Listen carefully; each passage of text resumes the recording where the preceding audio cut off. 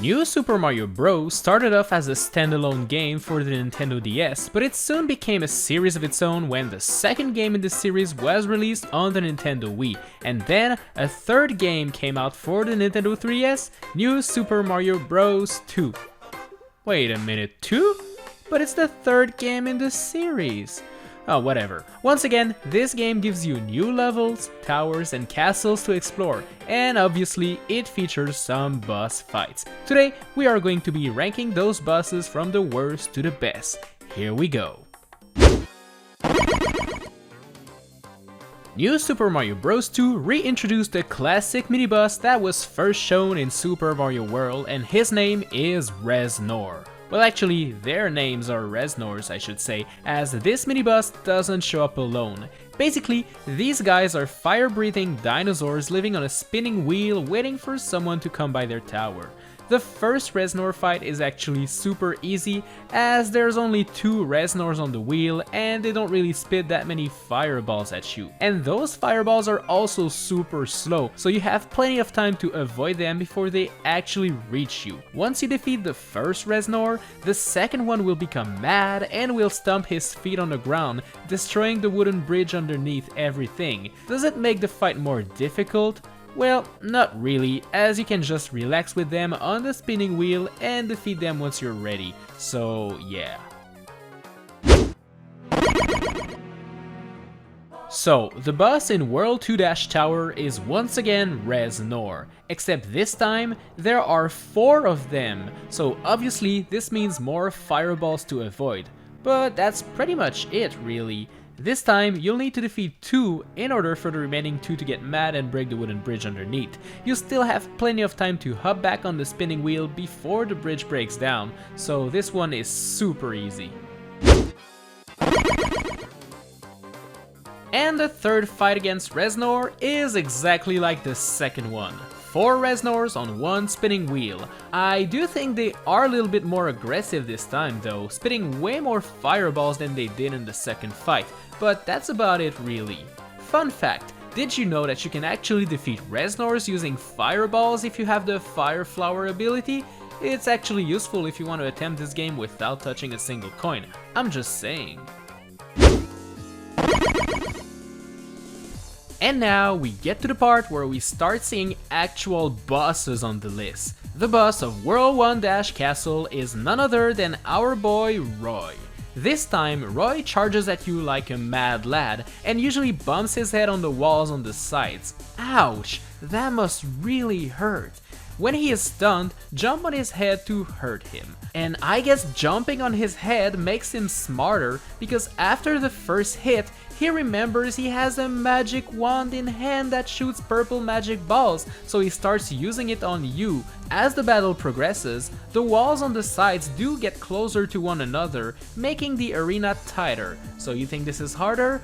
Well no, it just means Roy will bump on the walls way more easily. So in a way, the battle gets easier as you go. Lenny Koopa awaits in World 3-Castle, and as you can see, this battle takes place underwater for most of it. Basically, the arena gets flooded with water, and Wendy uses her magic wand to summon some cheeps coming out of those pipes over there. That's actually not threatening at all when you think about it.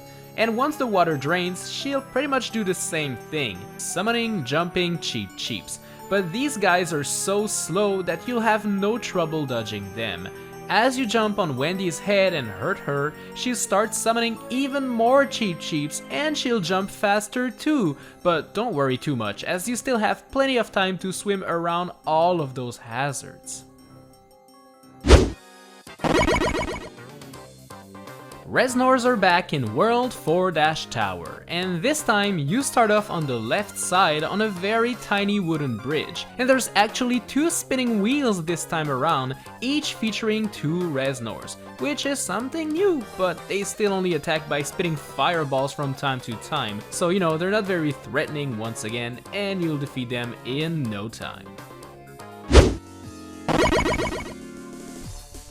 The fight against Larry Koopa is a pretty lame one in this game actually.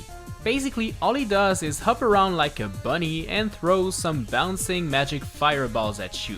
The main gimmick comes from the castle itself, having some pillars that come out of the ceiling and floor, and that is what's going to make it a little bit more interesting, as you'll have to navigate around those things. It is pretty much the same thing as the fight in New Super Mario Bros. Wii, which is not a good thing. I mean, think about it, if you remove the pillars, you just get a very generic Koopaling fight, which is a shame.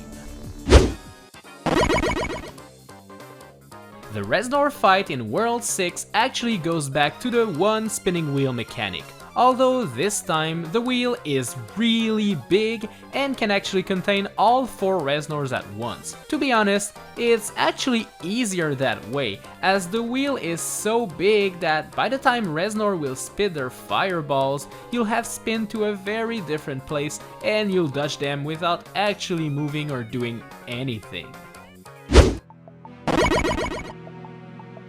Just like in New Super Mario Bros. Wii, Iggy is not fighting Mario alone. In fact, Iggy isn't doing anything, he's just relaxing on his little cart there while a chain chomp moves him around the battlefield. So you'll want to look at the way that the chain chomp faces to know where he's moving next, and then you'll want to jump on Iggy 3 times to beat him. After getting hurt once, Iggy will stop slacking and start using his magic wand to throw green magic balls at you, but you'll be able to avoid them quite easily if you're paying attention. Poor Iggy, even with a chain chomp partner, he can't defeat Mario. Oh boy.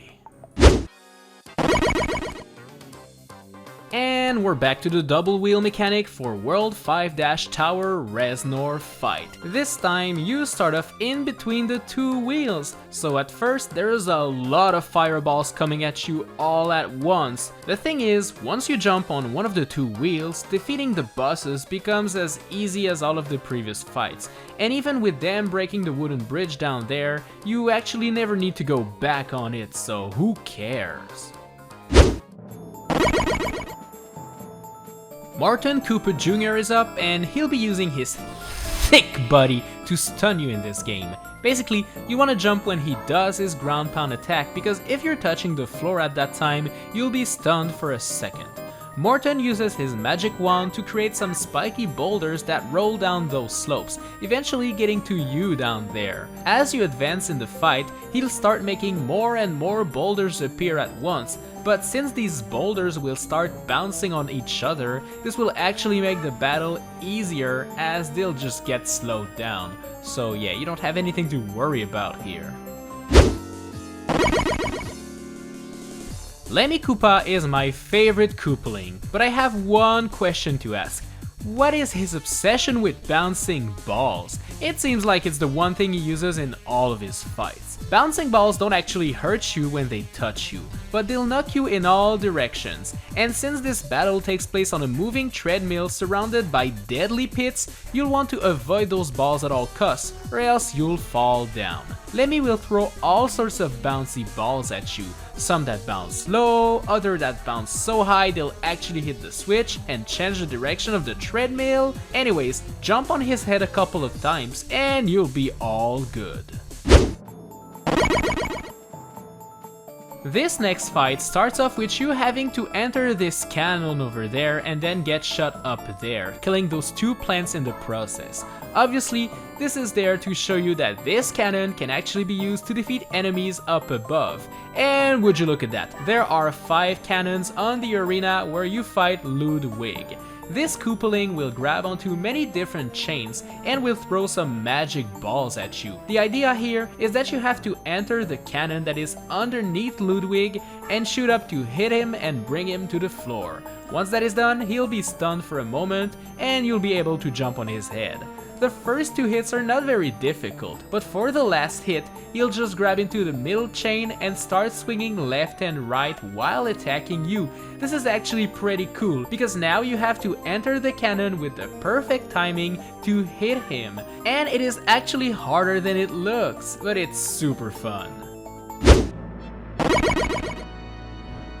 The final boss awaits in World 6-Castle, and to get to him, you'll first have to clear out this platforming section where all of the Koopalings are in this clown cart thingy and they use some sort of flash attack to turn you into a stone statue. It is kinda cool, but can we take a minute to look at those Koopalings? How are they all fitting in that little thing? They really don't look that comfy. After you avoid all of the fireballs in this hallway, you'll reach Bowser. And this time, Bowser will throw hammers at you to try to defeat you. But as you can expect, they're really easy to dodge. Wait for Bowser to jump, go under him, hit that switch, and you did it.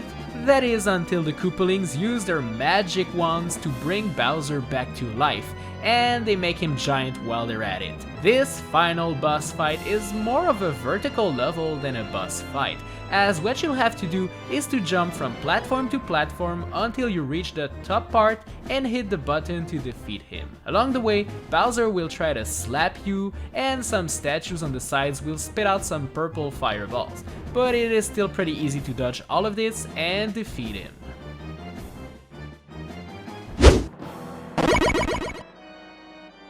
After you collect 1,000,000 star coins, you'll be able to reach World Star and the actual true final boss of the game, Dry Bowser.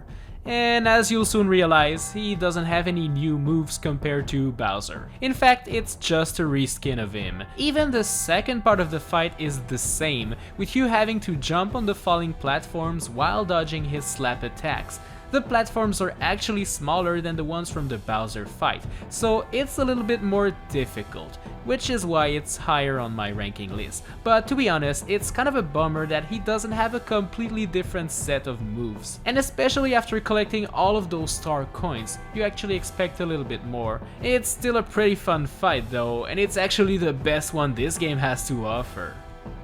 Thanks a lot for watching this video, my dudes. Make sure to subscribe and to hit the notification bell to know when I post a new video, and click the like button if you want to see more videos like this in the future. Thanks to my BBQ members for supporting me, and if you want to join Team BBQ and get your name in the credit, make sure to hit the join button or to click the link in the description down below. Tap the cards on screen right now for more videos, and I'll see you guys in the next one.